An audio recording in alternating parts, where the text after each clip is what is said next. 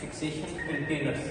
Fixation container ये होते हैं कि हमारे स्पेसिमेन के हिसाब से वेरी करते हैं, क्योंकि हमारे पास डिफरेंट बायोप्सी सैंपल आते हैं। कोई भी सर्जिकल प्रोसीजर हो सकता है, उसके बाद हमें नहीं आइडिया होता कि इस सर्जिकल प्रोसीजर के बाद कौन सा कितने बड़े साइज का जो है हमारे पास स्पेसिमेन आएगा। तो इसलिए ऑपरेशन थिएटर को या सर्जिकल डिपार्टमेंट को ही कंटेनर्स प्रोवाइड किए जाते हैं कि जब उन्हें ज़रूरत हो तो वो अपने टिश्यू के हिसाब से हमारे पास स्पेसिमेन भिजवाएं।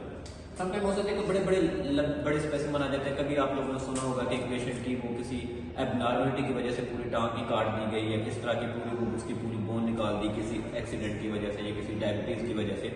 इस तरह बड़े स्पेसिमेन आते हैं कि उनको इसका कंटेनर इतना बड़ा होना चाहिए, जैसे बाल्टियां होती हैं लार्ज आर्गन के लिए, इतने बड़े कंटेनर होने चाहिए कि ताकि उसके अंदर हम स्पेसिमेन डालें, स्पेसिमेन डाल के उसके ऊपर फिक्सेटिव भी डाल सके, इतना फिक्सेटिव डाल सके कि वो प्रॉपरली उसके अंदर डिप हो जाए, वो हमारा आर्गन प्रॉपरली उसके अंदर छुप जाए, और ताकि उसकी कहीं से भी ऑटोलाइसिस ना हो।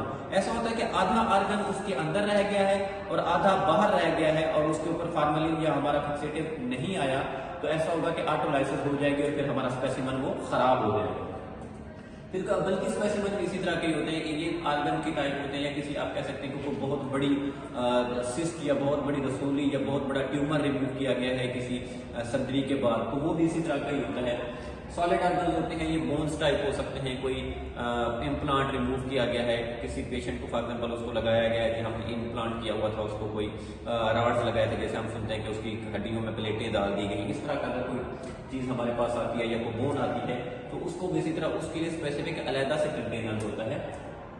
ब्रेन के लिए एक अलग से कंटेनर होता है। ब्रेन को हम अगर फॉर एग्जांपल ब्रेन आता भी ब्रेन, वैसे तो ब्रेन एक सर्जरी के बाद नॉर्मल निकाला नहीं जा सकता, लेकिन ये हिस्टोपैथोलॉजी से हट के अगर हिस्टोलॉजी के लिए आता है या किसी पेशेंट का ऑटोप्सी होती है जिसको हम कहते हैं पोस्टमार्टम कहते हैं, उसके बाद अगर वो टिश्यूज आते हैं, ब्रेन के टिश्यूज आते हैं, तो उनको अलग से एक वेट कॉटन वूल के अंदर लपेट के उसको एक कंटेनर के अंदर रख के फॉरन लैब के अंदर पहुंचाया जाता है। इसके अंदर फार्मलिन या कुछ और हम नॉर्मल सलाइन वगैरह नहीं डाल सकते। अगर फार्मलिन या नॉर्मल सलाइन डाल देंगे तो ब्रेन के टिश्यू इतने सेंसिटिव होती हैं कि वो ब्रेक डाउन हो जाएंगे।